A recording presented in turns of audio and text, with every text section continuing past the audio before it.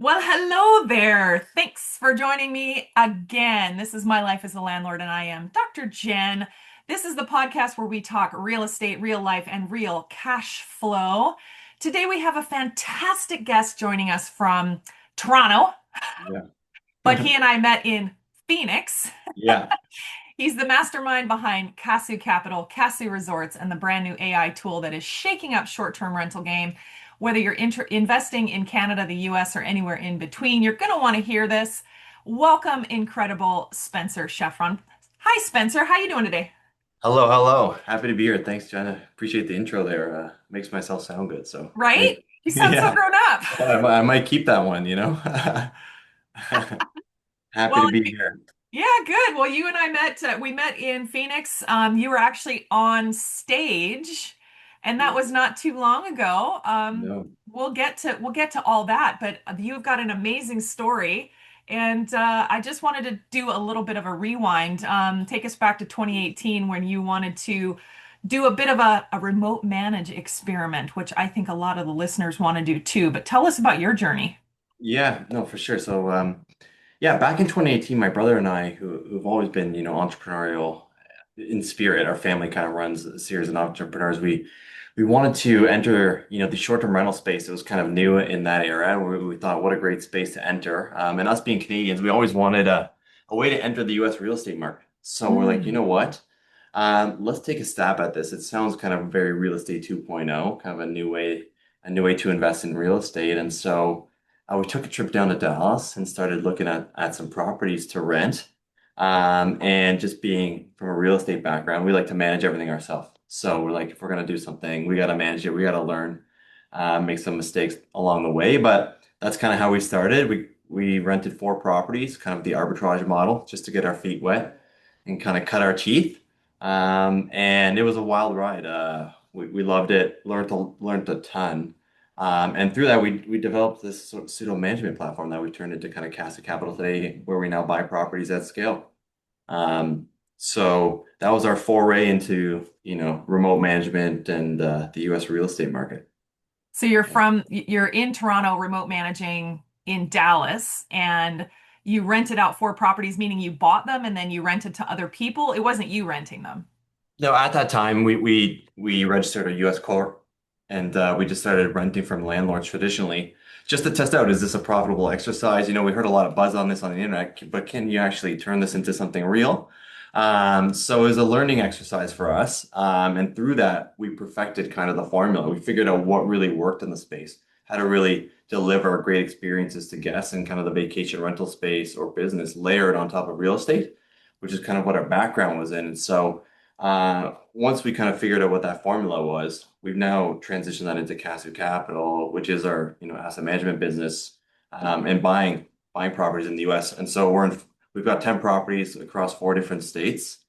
And we really launched Casu Capital it's only about 18 months old, so it's pretty new. And we're building these micro resorts, 5 to 8 bedroom houses where we turn them into resort compounds kind of for groups of families. So yeah, Ooh, okay. Now yeah, wait a minute. Paint the picture of what you're like. You just went past 8 years pretty quickly there. So, yeah. but I remember you talking about this on stage about your compounds and like walk us through your typical property of what does that mean? 5 to 8 bedroom compounds. Yeah, Walk us through what that is. I'd love to. So basically, we come from a development background up here. So we're used to greenfield development. We'll buy a raw development site, raw land.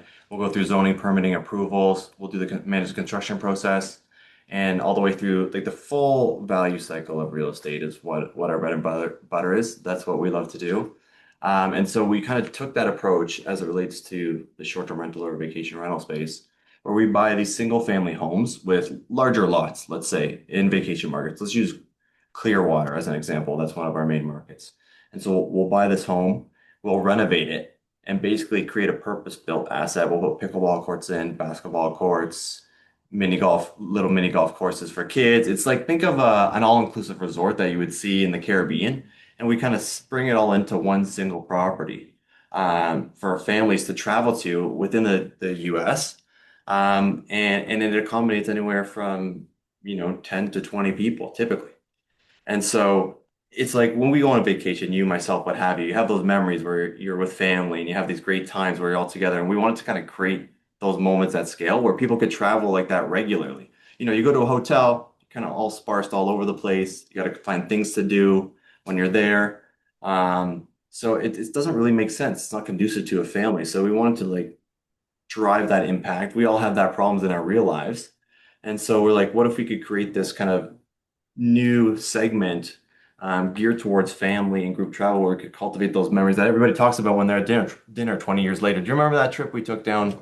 We are all together, we were playing activities. And so that's our thesis at its core. So we'll put those large scale amenities in every single house: courts, pools, commercial gym, putting courses, golf simulators, arcade rooms, the whole nine yards.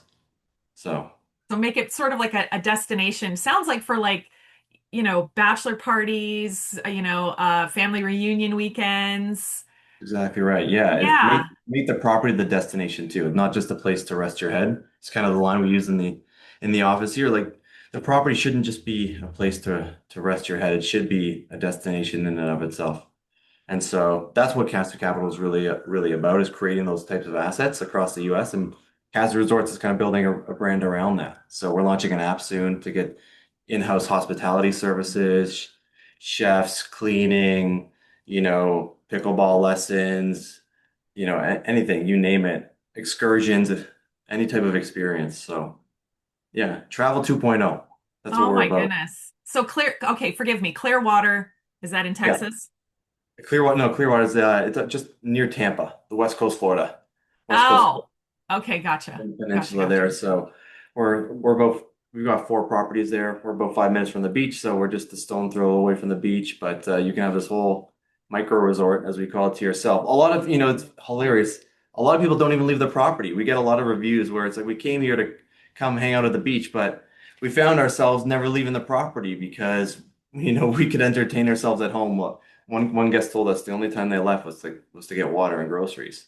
So we get Not all a kinds of bad crazy thing. stories. Yeah, yeah. So it's been fun. It's been a wild ride, and the customer, it gives us huge appreciation for what the customer feedback we get when we hear about the experiences and how it really best vacations they've ever had, kids' birthdays, all these like strong moments. Sometimes people are there for health reasons, and it turns it into a really nice experience for them. It's pretty heartwarming from our side of the fence here, so we're excited about it. That's Yeah. amazing. So, I mean, I'm just thinking logistics wise, you're still in Toronto. Yeah. You did an experiment in remote management, which doesn't sound like it actually is over, No, it's only just begun, Jennifer. We're here. right?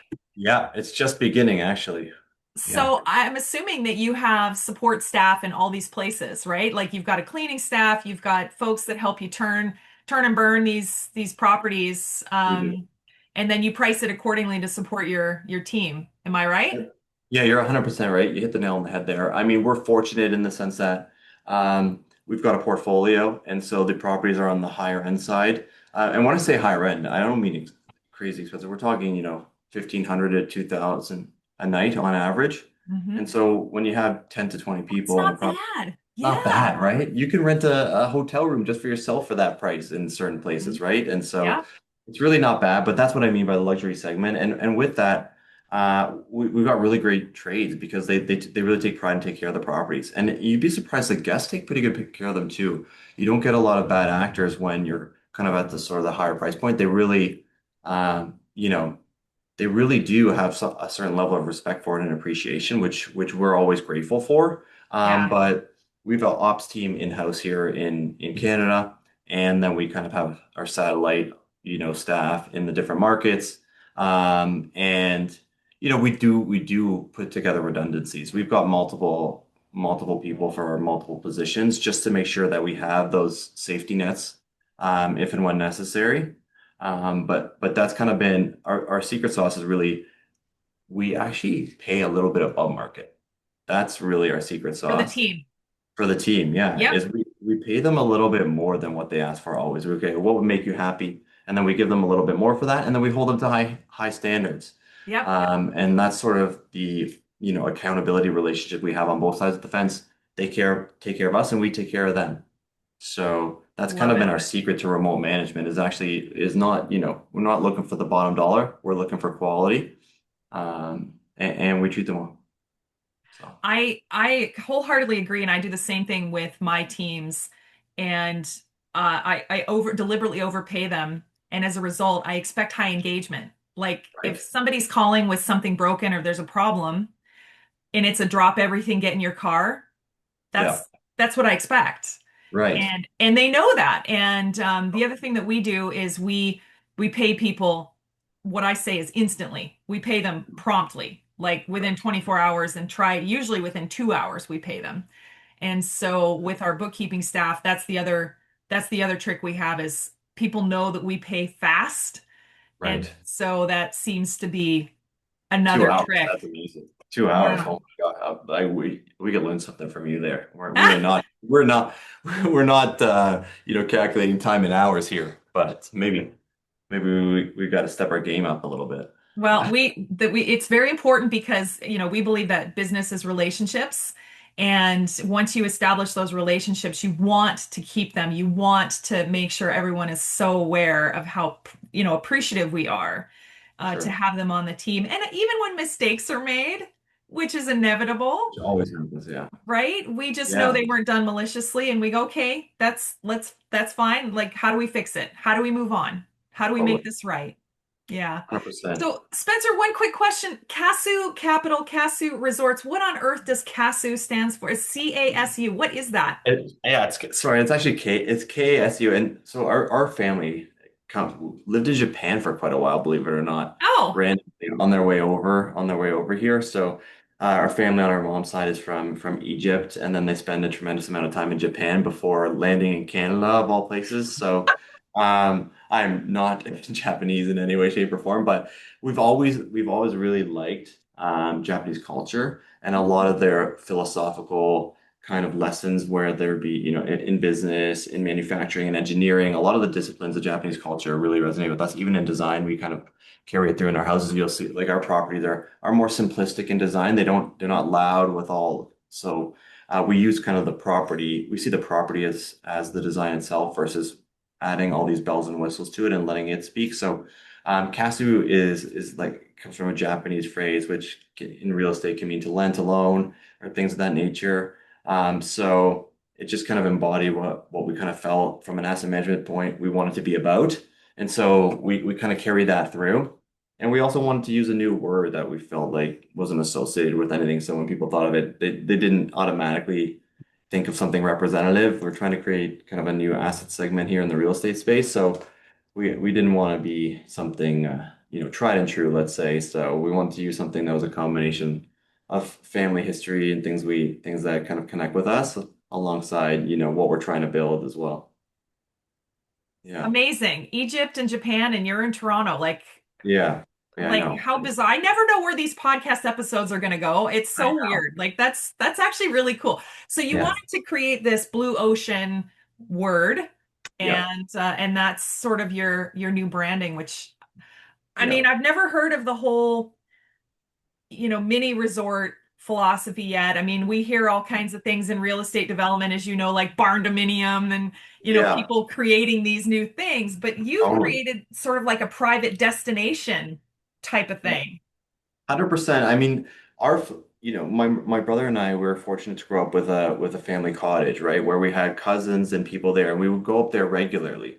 And we still to this day we still talk about that, and our faces when we see each other when we get there, our faces light up whenever we talk about those kinds of things. Of course. And we text with our friends and family, and it never ends up happening, right? Because for whatever reason, people naturally get busy. But what if we made it easy for people, right? We gave them a place, they didn't took the thinking out of it. They could just book it and go. And also for family, we've got kids, spouses, what have you. It's very hard. You shouldn't have to play camp counselor on vacation where you're running around. Okay, now we're here. What do we do? What are we doing today? Right? So we wanted to try Yeah. and remove that work element so that the parents could go on vacation too, not just for the kids. So it was a combination of all these factors that we felt was kind of missing, and so we just went for it, tried it, and um, it's been a wild ride, and now 100% of our time and attention is geared towards this whole ethos and building this out. So when you started in Dallas in 2018, Yeah, did you start out in long-term rental? Like how did you start? And then there was some kind of shift. Like you started to figure out and dial right into this, but I'm just trying yeah, to connect the dots on what you started with to how you ended up there. for sure. So we would sign long-term leases with traditional landlords. Okay. And then we would actually sublet these houses on platforms like Airbnb and short-term rentals, Hmm. where Okay. we would do all the design. Like we would amenitize the homes, Hmm. and add design elements and experiential elements. But we quickly realized through that, as we were adding properties down there, that in order to really drive the impact we want to have and really make these destination type properties, we couldn't invest the dollars in someone else's real estate, right? We needed to transform the property. And so that's kind of when, okay, we learned, we made our mistakes, we figured out what works to really take this to a new level where it's kind of its own asset class, if you will. We need to own the real estate, we need to control it. And we're fortunate to have development backgrounds on, large cap traditional asset classes up here. And so we just kind of took those, those fundamentals that we learned to the private equity world and the institutional world and started applying them to this space. And so that's really when Cash Capital like came to be really in 2025 was when it really started. And so um, that is kind of the sequence of events, some twists and turns along the way as everything is and happens. We have a self-storage portfolio up here and some retail assets, but our heart is with this stuff in the US. So Well, it's interesting because I hear of people having long-term memories with family, both good and bad. I mean, usually the biggest family fights happen when you're in, close true. proximity and That's true. your mother or mother-in-law or somebody's, annoying you or, somebody's aunt won't shut up or gets drunk. I mean, this is where the flavorful stuff happens. 100%. But 100%. but when you're explaining it, I'm going, this is like going on a cruise, but what you're offering is way more affordable than a cruise, way more private than a Yeah. cruise. And then when you throw in things like pickleball lessons and private chefs and things like that, now those kind of things, I mean, you can't get that on a cruise necessarily, but No. you're still looking at these great experiences with Yeah. these folks that are staying there. So do you advertise on Airbnb or Verbo? Is that where you Yeah, put your platforms? we do. We're on both. We're on a syndication of 13 or 15 platforms at the Nice. moment, but we our properties have only been live since last June with the new resort style properties that we're doing in our portfolio. And we are already building out direct to consumer systems now, where we're rolling it out because we need to create the experiential elements around this. And we've got, as I mentioned, an app launching soon too. So we don't really want to be associated with that type of product because we don't see ourselves as them. We're on them on those platforms for now, but we cater to a different profile. Sometimes, Jennifer, we get just one family staying there, 4 or 5 people, right? Because it's Right. quite affordable for them too. So it doesn't have to be these large segments. It can be even for, normal families of, 4 to 8 people. And so we really want to cater to them and make their lives easy. We're trying to reduce the amount of work travel is. It's a tremendous amount of work to coordinate everything. So we'll have Uber integration too, so you can get picked up from the airport. We'll have Instacart, so if you want to order ahead of time, the fridge will be stocked for you. All kinds of things that we have on our lovely rollout board over here to my right. But Well, tell us so about your app. I know you're dying to. It's called, yeah. what is it? It's Rev Cassie Resorts. It's Whisper? called Cassie Resorts. Oh, Cassie Oh, Resorts. Okay. oh, Rev Whisper. Rev Whisper is another thing we were Oh, that's something different. You're not talking about something Rev different. Whisper. You're talking about No. Cassie Resorts and just expanding in the resort aspect. Yes, exactly. Like we have a Wow. hospitality app, yeah. So geared towards travel. So that's coming out shortly here Oh too. my goodness. That's incredible. Well, and if your whole philosophy, any business model's got to have, say in one sentence what you're trying to do. And I think you said it earlier in the recording here. You said we want the parents to go on vacation too. And if Exactly. you've got your Cassie Resorts hospitality app all set up where it's like Uber, the groceries are there, the booze is there, the babysitters are set up, the chef is ordered, the Yep, ribeyes are ordered, that's right. it's like okay, then you know what I see? I see mom being able to sit down and have a glass of wine and put her feet up in the pool and just go, she's on vacation too. And that doesn't That's always our goal. happen. That is our goal. That is absolutely our goal. And we also want to make the parents kind of the hero in the story too, where Oh yeah. their kids get to the place and they're like, wow, like the whole Disney World moment kind of where, it's the best vacation ever. So we want them to feel good and we want them to have a vacation themselves too. So we're trying to shoot for the moon here. Love But it. so far so good. I Yeah. love it.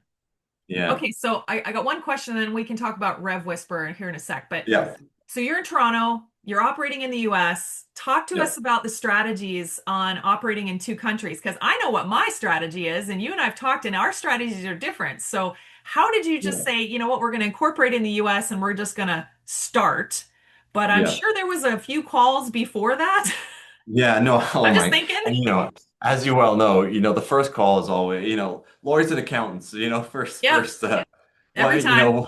every single time, right? Same, Yeah, same rigmarole. So, and they looked at us a bit, doughy-eyed, like, what, when we're explaining to somebody in the abstract before we've created anything, it's very like, you know, whoa, whoa, whoa, slow your roll here. What are you trying to do? I said, listen, we just want to rent some properties in the US and we just want to have short-term rentals where people come and they stay there for a vacation. They're like, okay. So we created this, we have a mirrored LP structure, is how we're structured. So we've got an LP in the US and then we have an LP in Canada, which our investors invest into directly. And that's okay, what allows the flow through cross-border and kind of protects everybody. So there's no dual taxation, there's limited liability. They still get the benefits of depreciation and all the tax efficiencies that come along with that. And of course, passive income, which, is definitely unique to this asset class, the strength of the passive income. So that was our first call for sure. And it was a huge undertaking to get, they make it very restrictive to get banking set up, even to even get a bank account in the US as a Canadian, to get right. lending in the US as a Canadian, a mortgage on a commercial basis is totally insane. So, if I knew all the hurdles at the beginning, I probably wouldn't have done it. But ignorance is bliss sometimes. And so you just keep chugging along. So that Now, was, Spencer, I'm just curious because you're in Toronto and you've done all this, like all this is in the US. Have you guys considered even trying to do a rollout of this or even one in Canada somewhere? Is yeah. there's the same market? Yeah, we have, and we looked at that initially, Jennifer, obviously because it's a lot easier, but there's a lot of restrictive, elements to Canada. One is just the general like government landscape is a lot less friendly to real estate and development. There's Hmm, also, regulation and regulatory bodies and frameworks around short-term rentals. They have got a bit of a stigma in a lot of the city's eyes, so it's not allowed in a lot of places. And then also, from a demand point of view, we want to make sure that there's consistent revenue throughout the year. And you don't go right. through these periods like cottages can be a huge market up in Canada, if in Muskokas. There are lots of different places where there's really great cottaging. The trouble is, 8 months out of the year, what do you do during those periods, right? And so that's a bit of a scary proposition. We call it revenue density. When you have a large amount of your revenue that comes in a short period of time, what happens if something, goes wrong within that time period? What do you Right. do, right? And so that scares us. So it's a combination of those factors that kind of led us down to the US. And in addition, the real estate is expensive up here in Canada, as you well know, right? You can buy a home down in the US for 50% of to what it is here in a lot of the good markets, right? So the unit economics are also way better. In addition to all those macro factors, the micro factors are a lot stronger down there, especially at scale. So you Gotcha. add those things Okay. together, and it makes the answer obvious. Yeah, well, the grief to dollars ratio has to work. And if it doesn't Right. work, then obviously there's deal breakers all over the place, right? So that's, and you just 100%. explained a whole bunch of them. So that makes sense. But I bet that you guys, as we progress here and CMHC changes some of their rules and some, some of Yep. their lending stuff, I mean, I know it's interesting back east. Parts of BC have a very unique place. I mean, I'm sitting here outside my about to be RV park where there's no zoning and there's no building bylaw Oh, right. at all, That- That's right? helpful. Yeah. So now the neighbors don't like us yet. They will, Yeah. but they don't like us yet. Yeah. And so the argument is different here. But there's not many places that have no zoning and no building bylaw. Now that doesn't mean we can't build without approval because there are safety checks like health and technical safety BC, which used to be the BC Safety Authority that, we have to make sure that everything is correct with electrical, gas, that kind of stuff. But as far as building, we just have to build according to BC building code but there's no permit, right? It's Incredible. interesting. There's no That's permit. There's incredible. no I'm development jealous. permit. There's none of that. I'm jealous. I know, right? So this I'm is super where my jealous. husband and I are going, this is a unicorn. We are Uh, jumping on this. And I'd actually, honestly, I'd like to do another one. I was just gonna say you found a unicorn. Now you got to figure out how to clone it. Well, it's because That is RV parks incredible. are 180 days hard stop, right? The RVs aren't supposed to be primary residences at any time, and they're not supposed to be lived in year round. But there are people who do it, and they do have other locations that they'll claim as their primary residence. But if I had a second RV park, and if they're playing nicely, then their license to occupy could go to the other RV park, right? Like Ah, so, but it's a license to occupy, not a tenancy. There's all there you these go. games in all of There's this, right? devil's in the details. See, like that's a nuance I wasn't even aware of. So Yeah. that makes you got something there. I think you're onto Yeah. something. Well, I'm going to have some episodes coming up because there's been so many intricacies that, like people are staying long term in RV parks in Lower Mainland, like Surrey. There was a landmark case 2020 sort of in the middle of COVID and a RV park owner went in and said, "Hey, you guys all have to leave because of COVID. The rules have changed, blah blah blah." And so the tenants pushed back and they applied for arbitration at the residential tenancy branch and said, "No, we have been here so long you Yep. now have to evict us with proper Oh, notice because we are now tenants." And right. the They got it, province right? agreed.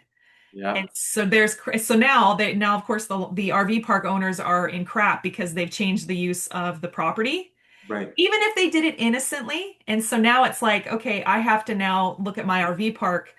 I can't provide Yep. long-term housing here. Right. They have tenant rights now, basically. Yeah. So it's Yeah. unbelievable. So we I have to really strategic as I'm sitting here working out the operations as we launch. We're looking to have occupancy June 1. Yep. And I have to really look at how are we going to actually do this so that we don't end up with tenants. Even though this podcast is called My Life as a Landlord, and that's what I do is provide long-term housing, what I have built is not designed for long-term housing. Right. Right. It's That's a crazy. that So is I a understand.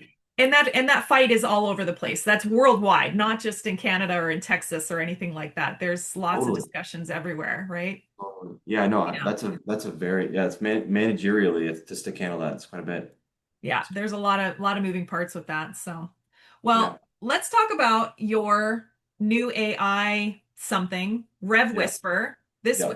tell us what it is and how it came about. And I know it's happened really quickly, and I don't know where it is today because you and I talked recently, but Yeah, like bring us up to speed. What is this thing? for sure. So Rev Whisper, as we've talked about, we own and operate our portfolio in the US, right? And through that, we developed all these kind of best practices. There were a lot we used at the beginning of our tenure, let's say, we did hire the best in industry to kind of operate the properties from a perspective of trying to learn from the best and trying to understand what systems they had in place, how do they optimize, how do they maximize, the performance of their assets, right? And through that, to be candid, we thought there was more there. We thought there was more on the table, and so over time, what we started to do is we started to take on certain disciplines in-house. And in the vacation rental space, a lot of the management is highly fragmented. There are people for specific things, like such as revenue management could be one component. Property management is another component. Listing optimization, another component. and on and on and on. And so as we started to take on these different disciplines in-house, we realized that in order to make your property kind of sing to its maximum potential, you needed to, these disciplines couldn't operate in a silo. You couldn't have one person doing one thing and actually it being optimized. They had to speak to each other, really. And Mm. so a lot of these firms, most of the property management firms, they tend to brand themselves as doing multiple disciplines, but they aren't experts in any individual one of them. And so we created the system, which now has turned into Rev Whisper, where we're able to aggregate the data from all these different avenues and we can read them.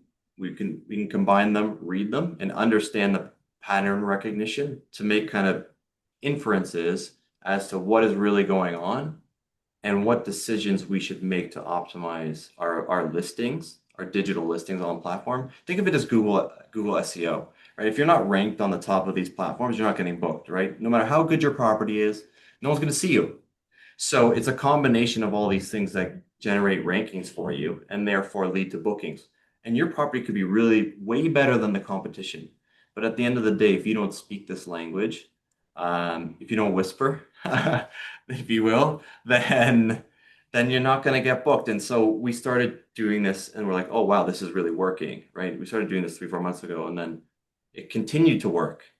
And then all of a sudden, our occupancy shot up from 65 to 70%, which is the market standard, to 90, 95. Wow.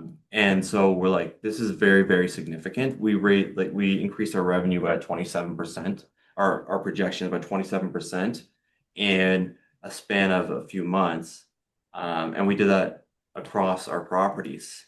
And so we systematized it and we continued to build it and automate it. But it's paired with an analyst. Like still need a human being sitting there looking at it and making sense, reading the tea leaves. And so we call this whispering because it's like you're whispering to the platforms, right? There's this secret language that doesn't really exist or isn't spoken about. But if you know what to look for and you know how to look at it, you can speak this hidden language. And so that's why we call it whispering. So that was a That's book. amazing. So is this something that you're offering to the public, or did you guys just use it in-house? Yeah, so we use it in-house and then we just started rolling it out to a small subset of people. We just launched a website. It's like, people could really use this because in Airbnb, there's a lot of people who are feeling quite frustrated with the Yeah. performance of their properties. And, I'm sure you may have come across where you look at your listing, I don't understand. I didn't change anything and suddenly my bookings are gone. How is that possible? And this is the whole thing. Like you need to live and breathe this stuff every single day. Every Right. single day you need to look at this stuff. And so we started rolling it out to some clients. It'll be a month old at the end of this week. We've got 15 properties on board and some of those clients we have portfolios in the hundreds. So we're excited to hopefully deliver for them and we think this could be really big. It's a subscription-based model. So and if you have a property that has historical records, we're happy to put our promise to you and say that if we don't deliver more revenue than you did last year, then we're happy to walk away, but we're confident in our service. So yeah, we're super excited about that and helping people. We want to help people, they're getting penalized for a system that they don't even know exists or is really out there when they haven't done anything wrong. It's just, things shift underneath their feet without them knowing. So And they need to learn to read the tea leaves. you got to learn to read the tea leaves. This is a full-time job, Jeffrey, right? Like there's no such thing as there's no such thing as passive income, right? Your investments, you gotta Does make not you exist. gotta make them work. They don't Yeah. just work, right? Success doesn't fall at your feet. You got to earn it. So, um, you know, that's what Rev That's Whisper was built on. Well, and I think it's really interesting because your family is so entrepreneurial and you guys have a development background. You guys understand what it feels like when you realize something is working and then you lean into it. Yeah, And then you go, let's make this work better. And things happen faster. And if it's not working, you feel that too, right? Like there's resistance and it's really interesting. Now, I know a lot of my listeners are not just landlords, they're entrepreneurial as well, or they want to be, right? yeah, And so you mentioned that you've got, cross-border investments, you've got Casu Resorts, Casu Capital. You guys also do self-storage and expanding out more developments and things like that. What's one piece of advice you'd have when someone, whether they're sitting in Canada, sitting in the States, either one, if they're trying to make a decision and going, should I get a rental? Should I do short-term rental? Should I do self-storage? What's one thing you would guide them to help them make that decision? Yeah, that's a great question. And for us, it always comes back to the same thing, which is we are first and foremost, we're cash flow people. As in, we look at any opportunity first and foremost as to what is the cash flow this thing will produce. And on an unlevered base, without debt, right? Just the cap rate. Yeah. What do we think the cap rate is? And if we're happy with the cap rate, we call it the never sell method. Our fund is an evergreen fund. And if you look around you at some of the most successful families through time, some of the dynasties, right? They all have these legacy assets that they've owned since the 1970s. They own apartment buildings since the 1980s. And how does that come to be? Well, they never sold, right? They bought things for cash flow, they built them, and they've just held them and let time be their best friend. And so that's how we do everything. We look for things for the cash flow that they'll earn today, under the assumption that we will never sell it. And if there comes a point in time where someone offers us an amazing price or something like that, of course we will entertain. And I don't mean to say that, we will never sell anything ever, right? Scenarios happen, but you should enter things with a very long-term approach because you really believe in it, you really like it, and you have a passion for it.